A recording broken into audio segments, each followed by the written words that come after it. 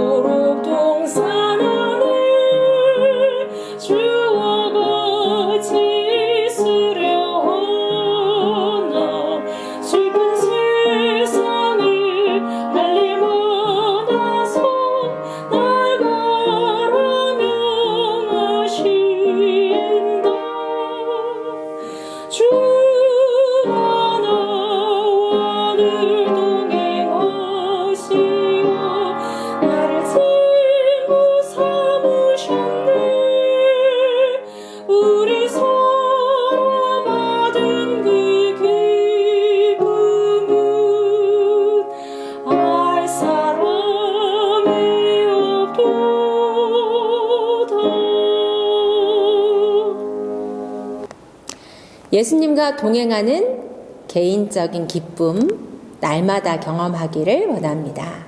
다음 찬미는 528장 오 놀라운 구세주 예수 내 주 함께 찬미하시겠습니다.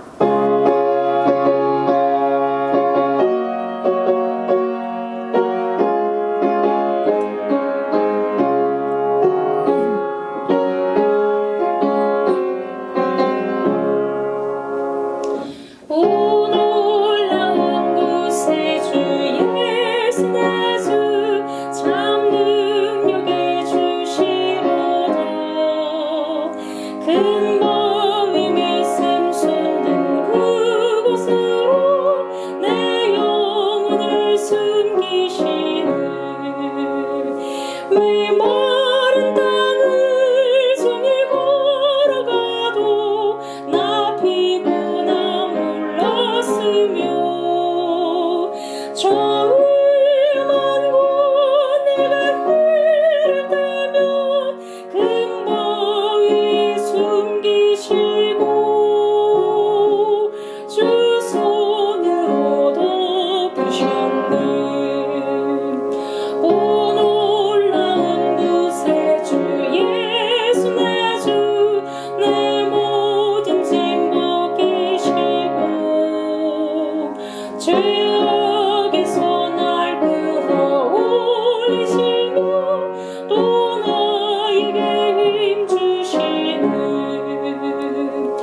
메마른 땅을 종일 걸어가도 나 피곤함 몰랐으며 저 위험한 곳 내가 해를 대면 큰 바위에 숨기시고 주 손으로 덮으셨네. 주 예수님 공중에 임하실 때 나 일어나 맞이하리. 전군 천사 구원을 노래하니 나와 답해 노래하리. 메마른 땅을 종일 걸어가도 나 피곤함 몰랐으며 저 위험한 곳 내가 해를 대면 큰 바위에 숨기시고 주 손으로 덮으셨네. 안녕하세요. 서보교회 가족 여러분, 즐거운 안식일입니다. 실물교훈에 보면 우리의 모든 시간은 하나님의 것이다. 짧은 인생을 하나님의 영광을 위하여 현명하게 사용한 사람은 영원한 시간을 상급으로 받을 것이다. 내세 즉 영생을 위하여 품성을 개발해야 할 때는 바로 지금이라고 말씀하고 있는데요. 우리가 코로나를 핑계로 허송세월하고 있는지 한번 점검해 보면 좋겠습니다. 묵상으로 안식일 예배 시작하겠습니다.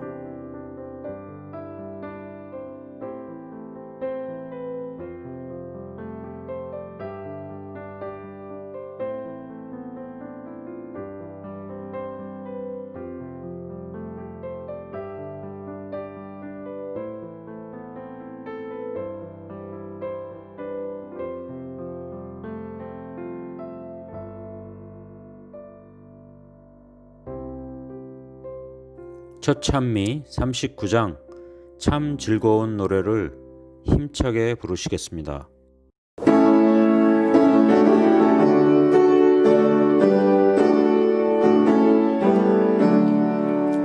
참 즐거운 노래를 늘 높이 불러서 이 세상 사는 동안 주 찬양하겠네.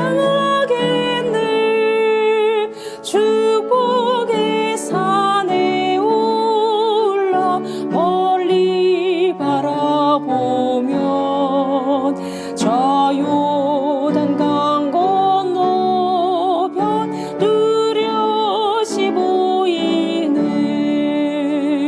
참 아름다운 노래 다 함께 부르세. 하늘의 소망 주신 주 찬양하여라. 참 아름다운 노래 늘 높이 부르세. 하늘의 기쁨 주신 주 찬양하여라. 참 즐거운 노래를 늘 높이 불러서 내 영혼 구원하신 주 찬양하겠네. 땅 위의 성도들이 부르는 노래에 저 하늘 천사들도 다 화답하겠네.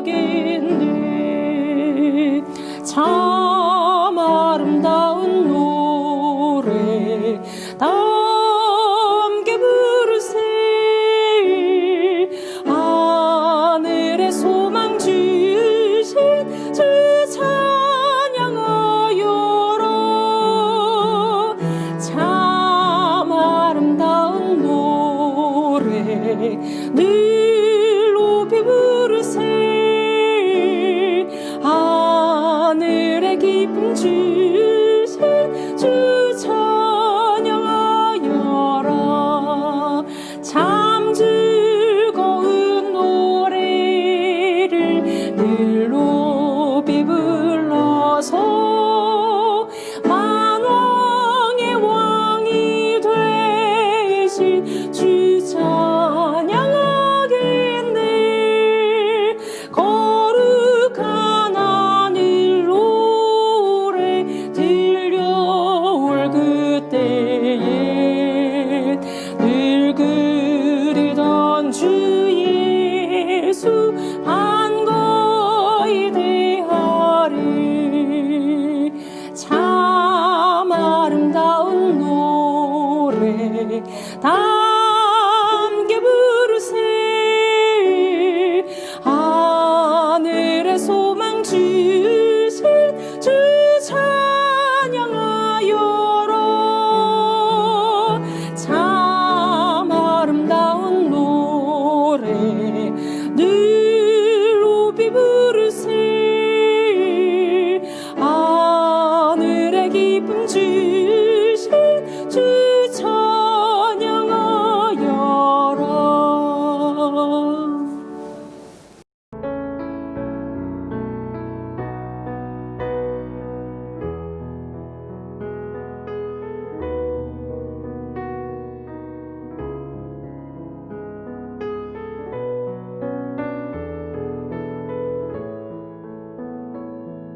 이명근 집사님께서 회중을 대표하여 기도해 주시겠습니다. 언제나 사랑이 많으신 하늘에 계신 하나님 아버지, 복되고 즐거운 안식일 이 아침 우리 모든 성도님들 거룩한 안식일 예배에 찬송 기도드리며 영광 돌리게 하여 주신 은혜 감사드립니다.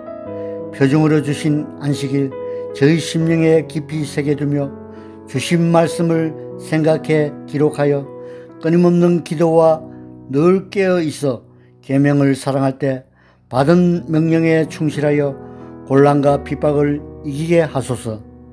죄를 회개할 때 핑계하지 말며 타협하지 않게 하시어 믿음으로 의를 목말라 하여 하나님만을 앙망하는 성령 충만함으로 성신의 감화를 받을 때 저희 마음 문을 활짝 여는 이 안식일 종일토록 하나님께만 찬송드리게 하소서.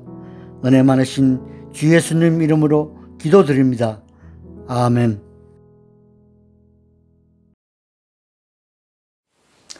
행복한 안식일입니다. 익숙해진다는 것은 안정적인 느낌을 주는 일일 수도 있지만요, 동시에 또 위험한 일일 수도 있습니다. 지금 이 순간 수많은 사람들이 제발 2021년을 맞을 수 있게 해달라고 간절히 기도하고 있습니다. 아직 어린 내 자녀를 위해서요, 홀로 남겨질 내 배우자를 위해서요, 조금만 더 살 수 있게 해달라고 간절히 기도하고 있습니다. 반면에 정말 많은 대부분의 사람들은 아무 생각 없이 특별히 감사함이나 특별한 기대나 이런 거 없이 너무 당연하게 2021년을 맞게 될 겁니다.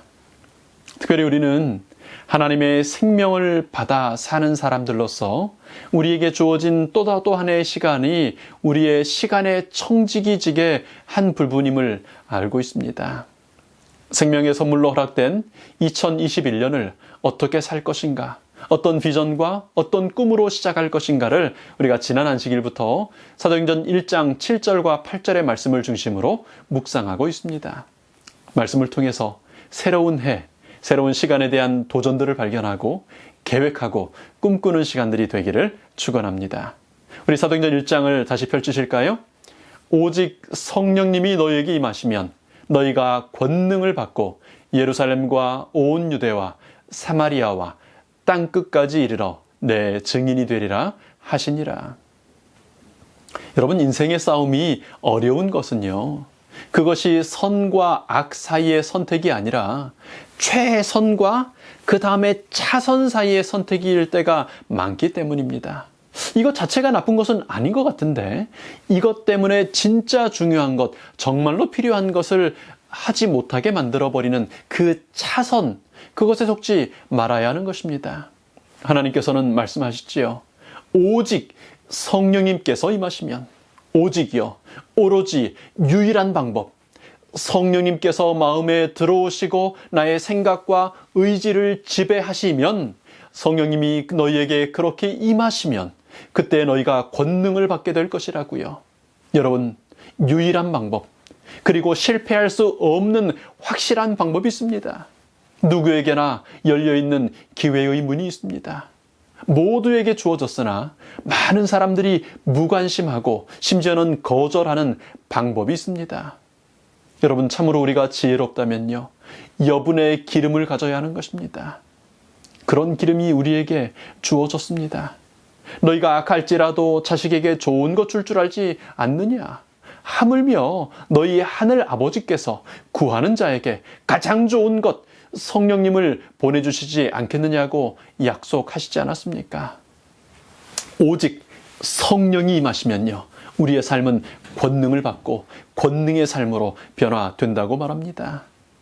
여러분, 새로운 해 무엇을 꿈꾸시겠습니까? 혹은 시작도 해보기 전에 살아봤지만 뭐 다를 게 있겠냐고 포기하시겠습니까? 오직 성령님이 임하신다면요, 우리가 지금까지 보지 못했던, 상상하지 못했던 권능이 임할 것입니다. 여러분, 거기 성전이 있었고요, 거기 제사장들이 있었고 많은 선한 왕들과 선지자들이 있었던 그 예루살렘요, 그것조차 깜짝 놀라게 했던 오순절의 권능이 우리의 삶에, 나의 삶에 임하게 되는 것입니다. 여러분, 다른 어떤 것들을 쳐다보지 마시기 바랍니다. 오로지 한 가지 성령님이 임하시기를 바라보시기 바랍니다. 여러분, 구하시기 바랍니다. 기대하시기 바랍니다. 그리고 따르고 순종하시기 바랍니다. 그래서 성령님 충만한 권능의 사람들이 되시기를 간절히 축원합니다. 네, 여러분, 성령님이 임하시면 받게 된다고 하는 이 권능이 뭘까요? 여러분은 어떤 권능을 받으면 좋으시겠습니까? 여러분, 초대교회는 어떤 권능을 받았을까요? 성령님 충만하셔서 주시는 권능이 임하면요, 오늘 우리의 삶이 어떻게 달라질 수 있을까요? 여러분, 반대로요. 여러분, 그 권능이 없어서 못하고 있는 일은 무엇이며 놓치고 사는 일은 뭘까요? 이렇게 질문을 받으시면 그게 뭐지? 이런 갑자기 당황스러우실 수 있는데요. 질문이 성경에서 나왔으면 답도 성경에서 찾으면 아주 쉽습니다. 우리 오늘 보는 본문 사도행전 1장 8절 이후에 있는 이어지는 사도행전 2장에는 오순절 성령님 충만한 사람들이 받았던 그 권능이 무엇인지를 우리에게 잘 보여주고 있고요. 그것을 통하여 오늘 나의 삶 속에 임할 권능을 확인해 볼 수 있습니다. 여러분, 잘 아시는 사도행전 2장에 성령님께서 임하시자 어떤 일이 일어났습니까? 우리 사도행전 2장을 보시면요, 예수님께서 그리스도이심을, 메시아이심을 확신했어요. 그리고 고백하게 되는 일을 우리가 사도행전 2장에서 보게 됩니다. 나중에 다시 한번 더 자세히 살피겠습니다만, 성령님의 사역, 성령님의 임재하심은 두 단계로 나타납니다. 첫 번째 단계는요, 예수님을 믿을 수 있도록 마음 문을 열어주고 영적인 눈을 뜨게 해주는 소위 말하는 이른비 성령의 사역입니다. 그래서 죄인인 우리가 본 적도 없는 예수님을 믿을 수 있게 되는 것입니다. 이제 두 번째 성령님의 임재의 사역, 그 권능은요, 내가 믿는 그 예수님을 다른 사람에게 자꾸 나누고 싶게 되는 것입니다. 성령님께서 임하셔서 권능을 받았더니 제자들이 다른 지방의 언어들, 방언들을 말하면서 십자가형으로 처형된 그 청년 예수가 나의, 그리고 우리 모두의 구세주 메시아 예수님이라고 선포하는 것입니다. 근데 그랬더니 그 말을 들은 사람들의 마음이 찔림을 받았어요. 그날 하루에 3,000명이 예수님을 그들의 개인의 구주로 영접하게 되었습니다. 이것이 성령님 임재의 권능이었습니다. 신앙하며 산 지가 몇십 년인데 진짜 예수님 믿는다고 확신하지 못한다면요, 성령님의 권능이 필요한 것입니다. 리 밴든이라는 목사님이 아리조나 합회에서 우리 교회 고등학교에서 성경을 가르치면서요, 해마다 학생들에게 똑같은 질문을 했답니다.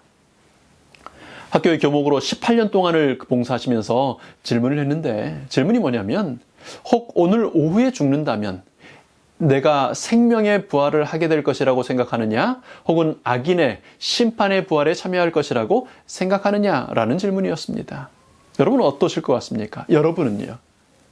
18년 동안 학생들 중에 몇 %나 구원의 확신을 가지고 있다고 고백했을까요?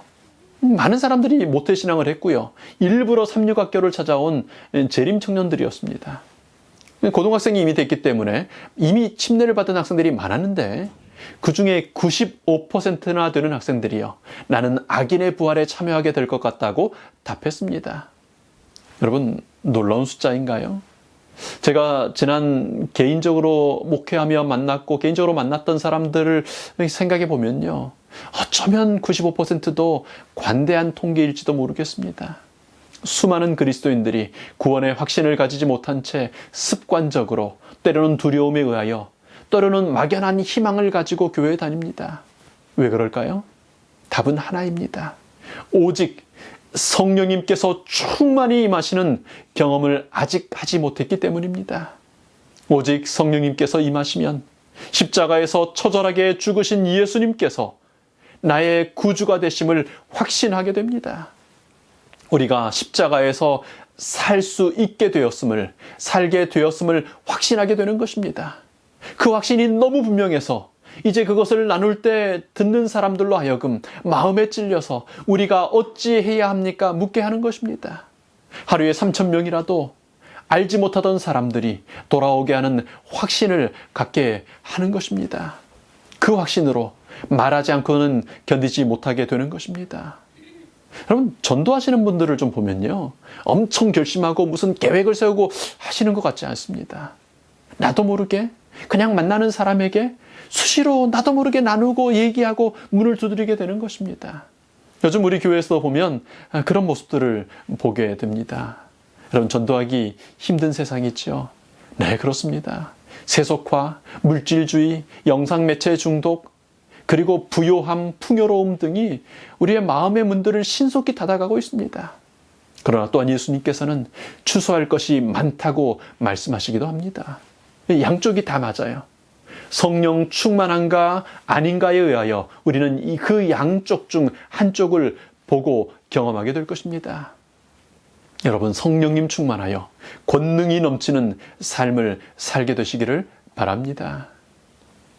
여러분, 성령님 충만한 그 초대교회가 경험한 두 번째 권능의 모습은요, 가르침을 받았잖아요. 그래서 서로 교제하며 떡을 떼며 오로지 기도에 힘쓰게 되는 것입니다. 한 개인의 삶이 말씀을 중심으로, 그리스도를 중심으로, 그리고 그 공동체의 관계가 그리스도를 중심으로 완전히 달라진 것입니다. 심지어는 재산과 소유를 팔아 나누는 일들이 일어납니다. 근데 그 무리에 속하지 않은 사람들이 그들을 볼 때 이상한 사람들이네, 그렇게 하지 못하고요, 그 그리스도인 공동체에 임한 권능을 보게 됩니다. 2장 43절에 사도행전은 이렇게 말하지요. 사람마다 두려워하는데, 47절요. 온 백성에게 칭송을 받으니 주께서 구원받는 사람을 날마다 더하게 하시니라. 사람들이 성령님 충만하여 권능 받은 사람들을 볼 때요, 두려워합니다. 저렇게 살게 하는 힘이 과연 무엇이란 말인가? 사람이 어떻게 저렇게 살 수 있는가? 아주 경이로운, 거룩한 두려움을 느꼈습니다.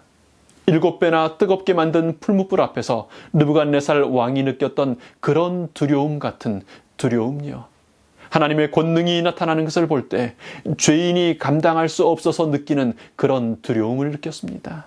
그리고 동시에 칭송하게 되었습니다. 성령님 충만하여 권능을 받은 사람들이 사는 모습을 보면서요, 칭찬하고 부러워하는 것입니다. 그래서 날마다 그 권능받은 무리에 합류하는 사람들이 늘어났습니다. 이것이 성령님 충만한 사람들이 받는 권능이었습니다. 네, 병 고치는 의사도 있었어요. 방언의 의사도 있었습니다. 그러나 그런 것들은 필요에 따라 나타나기도 하고 그렇지 않기도 했습니다.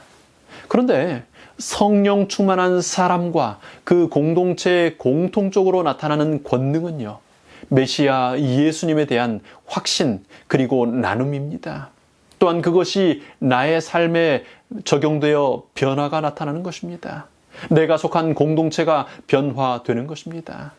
우리가 나이가 들어가는데 굳어지고 변질되는 것이 모든 사람들이 가는 일반적인 삶인데요. 새로워지고 부드러워지는 것입니다.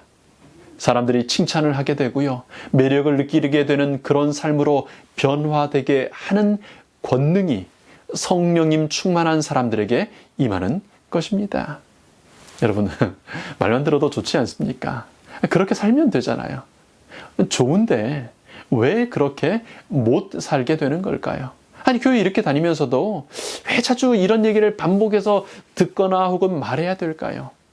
왜 95%의 재림교인 학생들은 재림을 믿으면서도 나는 그날 구원받는 사람이 되지 못할 것이라고 생각하게 되는 걸까요? 요나 컴플렉스라는 것이 있습니다. 요나는 니느웨에 가서 회개의 기별을 전하라는 특별한 부르심을 받았지 않습니까? 그런데 요나는 생각하죠. 우리나라를 침략했던 아주 미운 아수르, 하나님의 백성들을 침략했던 그런 못된 나라, 그 아수르에서도 수도 니느웨에 가서 회개하라고 전하면 누가 듣기나 할까? 그래서 회개하고 돌이키는 일이 일어날까? 여러분, 일제시대에요. 일본 수도 그 한복판에 조선 사람 한 명이 소위 조센진이라고 부르면서 멸시했던 그 피지배국의 한 사람이 와서 당신들 회개하라고, 회개하지 않으면 이 나라에, 이 도성에 심판이 임할 거라고 외치고 다닙니다. 그러면 일본 사람들이 그러시냐고 환영하고 회개하고 그렇게 할까요? 무슨 말도 안 되는 소리입니까? 요나가요, 말도 안 되는 소리라고 생각했어요. 그런 일이 일어날 리가 없다고 생각했습니다. 그런 사람들 같으면 침략도 안 했을 거라고 생각했어요. 그래서 다시스로 가는 배, 도망하는 배를 타고 멀리 도망해버렸습니다. 누가 시킨 일이었는데요. 누가 지금 일하시고 역사하시려고 하시는 참이었는데요. 네, 하나님께서 시키신 일이었습니다. 하나님께서 일하시고 엄청난 회개운동을 일으키시려는 참이었습니다. 그런데 요나는 내게 그런 능력이 있을 리가 없다. 내가 말한다고 사람들이 들을 리가 없다고 생각했습니다.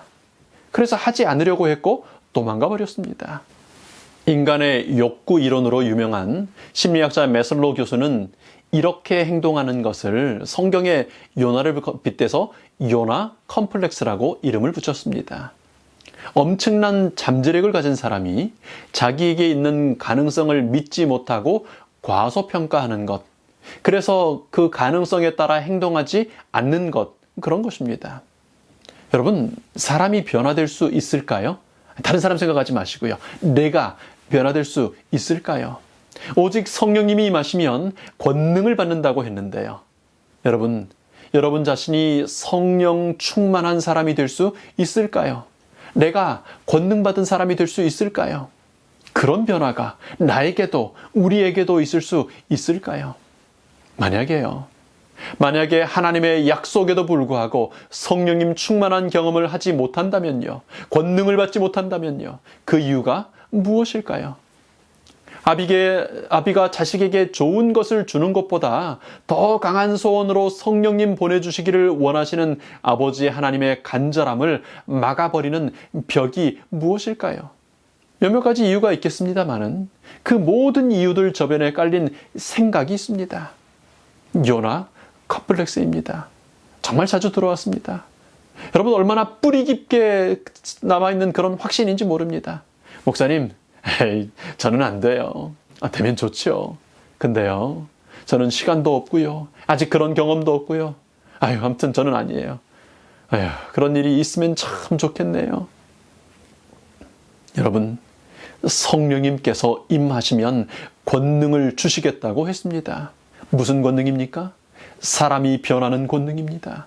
니느웨가 회개하게 되는 그런 권능입니다. 박해자 사울이 복음의 사도 바울이 되는 권능입니다. 죽은 자가 생명을 받는 권능입니다. 사단의 자식에서 하나님의 자녀로 신분이 변하는 권능입니다. 두려움과 어두움의 사람이 빛과 생명의 사람이 되는 권능입니다. 그런데 무엇이 그 권능을 막습니까? 요나 컴플렉스입니다. 나는 못한다고요. 내가 그렇게 될 리가 없다고 미리 결정짓고 결론짓고 생각하고 포기해버리는 것입니다. 그래서 거부해버리는 것이에요. 그래서 예수님께서 이렇게 말씀하셨어요. 마태복음 12장 32절에요. 또 누구든지 말로 인자를 거역하면 사하심을 얻되 누구든지 말로 성령님을 거역하면 이 세상과 오는 세상에도 사하심을 얻지 못하리라. 성령 하나님은요, 우리를 변화시키시는 능력으로, 권능으로 임하십니다. 여러분, 성령님께서 우리 마음을 차지하시면요, 사람이 변화돼요. 그리고 그가 속한 공동체가 변화됩니다. 그런데요, 그 막강한 권능, 그 가능성을 사람이 요나 컴플렉스로 거절해버리면 그런 변화가 억지로는, 강제로는 일어나지 않게 되는 것입니다.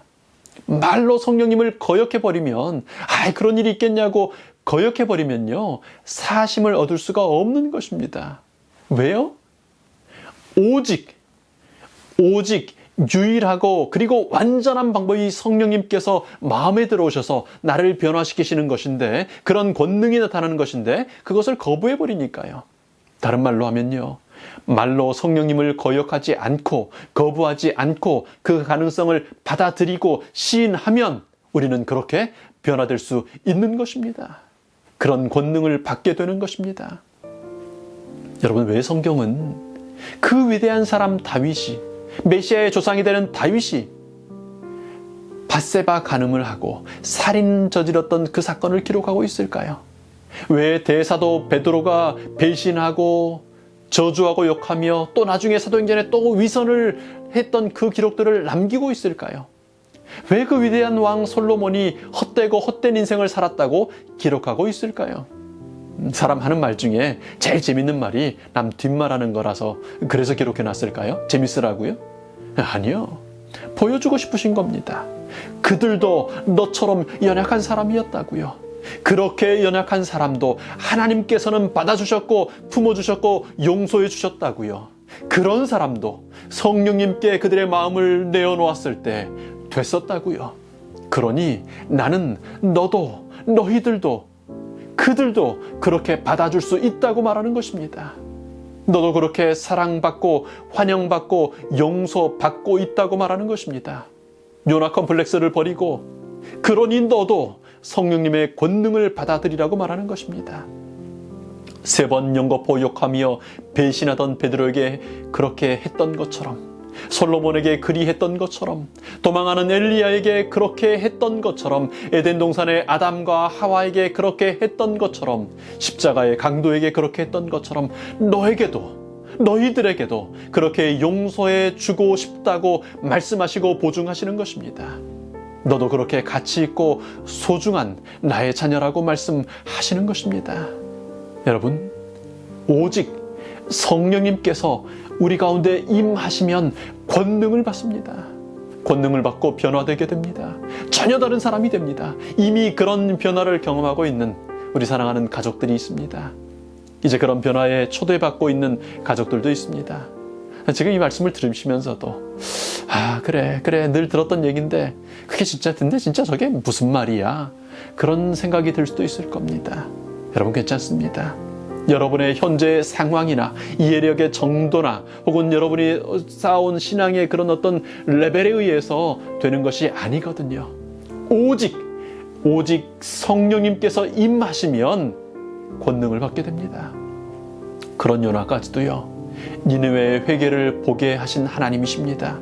그러니 마침내 우리에게도 그렇게 변화되는 나 자신을, 우리 공동체를 보게 하시고 권능의 자리에 서게 하실 것입니다. 여러분, 성령님을 초청하는 기도하시기 바랍니다. 성령의 검인 하나님의 말씀을 성실하게 읽으시면서요, 성령님을 구하시게 되기를 바랍니다. 성령님을 사모하시고 기다리시기 바랍니다. 하나님께서 초대교회에 그러셨던 것처럼 권능을 부어주실 것입니다. 여러분, 2021년은 권능을 받는 하나님의 자녀들이 되시기를 바랍니다. 2021년은 그런 권능을 받은 우리 교회가 되기를 바랍니다. 거룩한 두려움을 끼치고 칭찬받는, 그래서 날마다 하나님 만나는 사람들이 늘어가는 그런 하나님의 살아있는 믿음의 공동체가 되기를 간절히 축원합니다.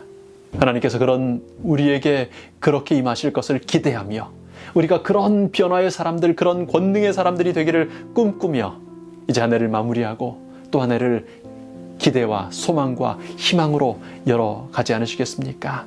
우리 그런 희망으로, 그런 소망으로, 그런 변화의 권능으로 그렇게 새해 열기를 우리 바라는 마음으로 함께 기도하겠습니다. 하나님, 저희들을 사랑해 주셔서 감사합니다. 저희들을 사랑하심으로 저희를 고아와 같이 버려두지 아니하시고 또 다른 보혜사 성령님을 보내주시마 약속하셔서 감사합니다. 저희들의 길지 않았지만 그러나 결코 짧지 않았던 인생의 경험들을 통하여 경험했던 그 불가능들을 모두 버리게 하시고 연화 컴플렉스를 버리게 하시고 오직 성령님께서 임하시면 권능을 받게 된다는 약속의 말씀을 주셔서 감사합니다. 하나님, 저희의 세포 깊숙이까지 박혀있는 연화 컴플렉스를 버리기를 원합니다. 하나님의 가능성을 붙잡기를 원합니다. 권능 받기를 원합니다. 성령 하나님, 이제 저희들 가운데 임재하여 주시옵소서. 결코 저희들의 과거의 경험이나 사람들의 통계나 하나님 이 시대의 흐름들을 쫓아가지 말게 하시며 주의 약속의 말씀을 따라 오직 성령님 임하시면 저에게 부어질 그 권능 기다리며 기대하며 성령 하나님을 구하며 받는 저희들 되기를 주님 원하오니 하나님 저희들을 도와주시옵소서. 이제 그렇게 되기를 원하며 그렇게 2021년 새로운 해기를 열기를 원하는 우리 하나님의 백성들 위해 우리 아버지 하나님의 사랑과 성령님의 충만하심과 우리 예수님 그리스도로 오신 예수님의 은혜가 주님 오시는 그날까지 저희와 함께 하시기를 예수님 이름으로 축원하나이다. 아멘.